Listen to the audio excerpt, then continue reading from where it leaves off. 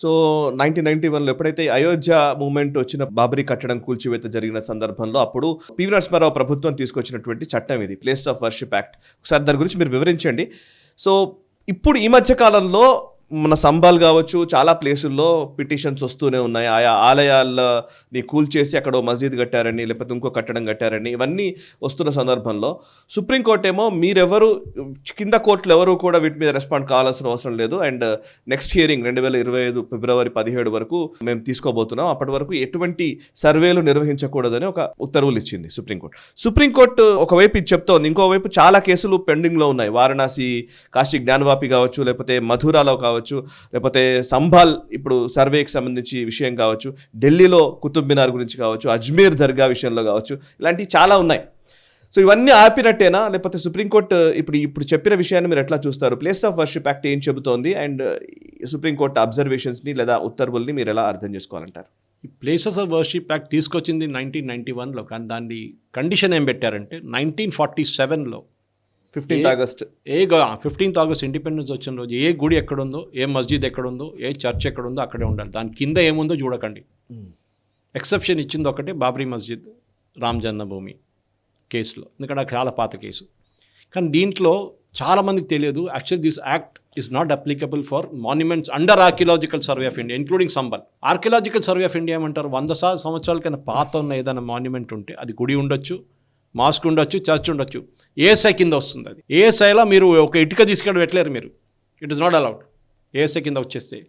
And places of worship act doesn't apply to ASI monuments. Of course అప్పుడు సంబల్ ఎట్లా వస్తుందండి ఏఎస్ఐలో? Place of worship యాక్ట్లో రాదు కదా.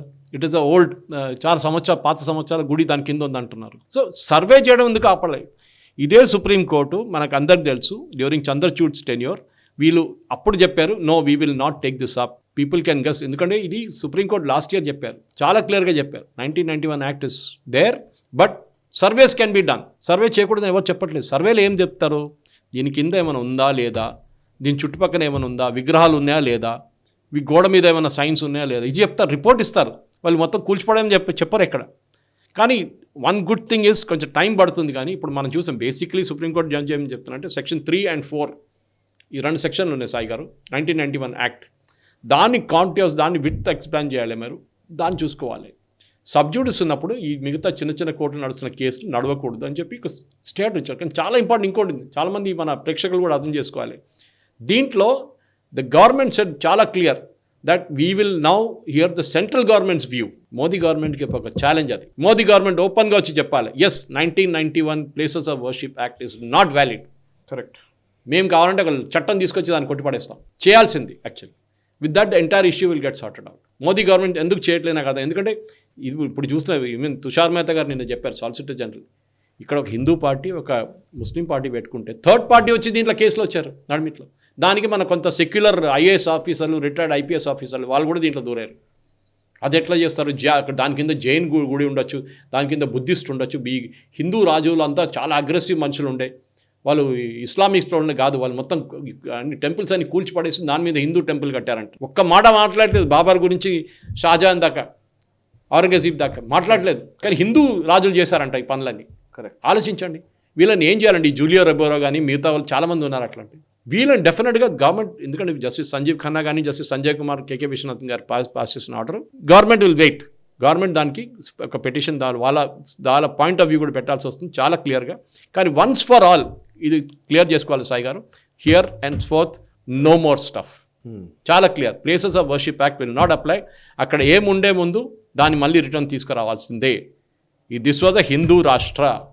దాని తర్వాత జైన్స్ వచ్చింది, దాని తర్వాత బుద్ధిజం వచ్చింది, దాని తర్వాత ఇస్లాం వచ్చింది, దానికన్నా ముందు క్రిస్టియానిటీ వచ్చింది కొంచెం ముందుకు, అంతే. కానీ యూ కెనాట్ సే దట్ అక్కడ ఏమున్నా కానీ దాన్ని ఇప్పుడు మార్చకూడదు. No, sorry, history has to be corrected. And that is the most important thing, Sai. ఈ వీడియో మీకు నచ్చినట్టయితే లైక్ చేయండి, 10 మందికి షేర్ చేయండి. అలాగే కామెంట్ల రూపంలో మీ అభిప్రాయాలను మాతో పంచుకోండి. Nationalist hub group of channels ను సబ్స్క్రైబ్ చేసుకుని తెలుగునాట జాతీయవాద జర్నలిజాన్ని ప్రోత్సహించండి. ఈ వీడియో కింద ఉన్న బెల్ ఐకాన్ పై క్లిక్ చేయడం మర్చిపోవద్దు.